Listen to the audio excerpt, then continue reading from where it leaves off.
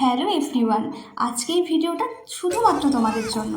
আর এই ভিডিওটা সেই মানুষজনের জন্য যে মানুষরা প্রতিনিয়ত বলে যে বাংলাকে গুজরাট হতে দেওয়া যাবে না, আর একদমই তাই, হতে দেওয়া যাবে না।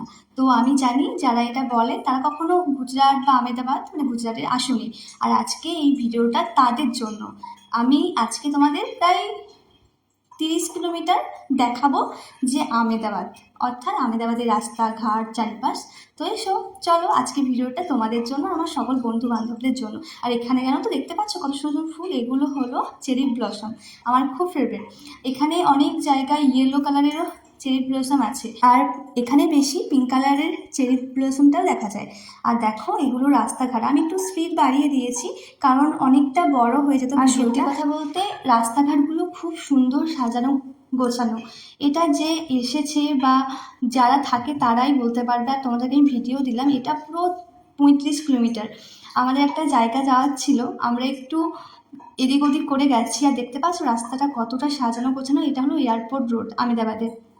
আহমেদাবাদটাও খুব একটা ছোটো জায়গা নয়, অনেক বড় জায়গা। আর সত্যিই ভীষণ নিট অ্যান্ড ক্লিন, ভীষণ পরিষ্কার পরিচ্ছন্ন আর একদম শান্তিপ্রিয়। আর খুব ঘিঞ্জি ব্যাপারটা নেই।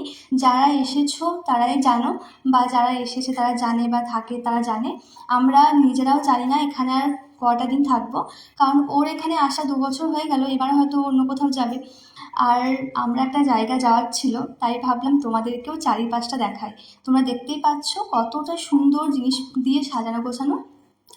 আর সত্যি বলতে এটা নয় যে এখানে অন্য সরকার আছে বলে, কিন্তু সত্যিই আহমেদাবাদ বা গুজরাট গান্ধীনগর গুজরাটের ভীষণ ভালো আর ভীষণ সুন্দর সাজানো গোছানো একটা শহর। বলতে গেলে একটা নতুন শহর, কিন্তু সত্যিই সাজানো গোছানো। এখানে কোনো অশান্তি ঝামেলা বলতে গেলে নেই। আর তোমরা কি একটা জিনিস লক্ষ্য করলে ভিডিওটাতে? আমি জানি তোমরা লক্ষ্য করনি, আমি বলে দিচ্ছি। আমরা একটু রেস্ট নিলাম, সেখানে একটু চা খেলাম। এখানে তোমরা কোনো ট্রাফিক পুলিশ দেখতে পাবে না, খুব কম, মানে খুবই কম। এখানে না সত্যি বলছি, এখানে পুলিশ থাকে না, কে হেলমেট নেই পরে, কে মানে অনেক কি, যেমন আমাদের বাংলাতে থাকে যে টাকা নেওয়ার জন্য। কিন্তু বিশ্বাস করো এখানে সেরকম ট্রাফিক পুলিশ সব জায়গায় নেই।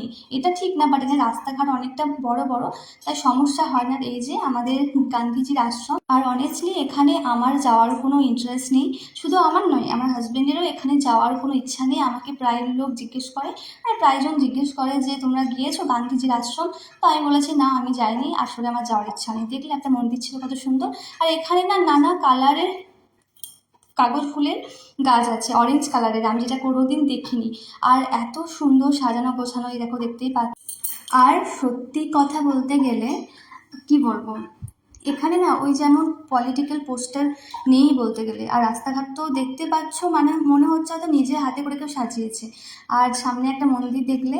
আর এখানে এই তো চলছে বাসন্তী পুজো, এখানেও খুব ধুমধাম করে হয়। আমাদের পাশে একটা বৈষ্ণব দেবী মন্দির আছে, ওখানে ভেবেছি আমরা এখন যাব না, আমার শ্বশুর শাশুড়ি আসবেন, ওনাদের সঙ্গে যাব।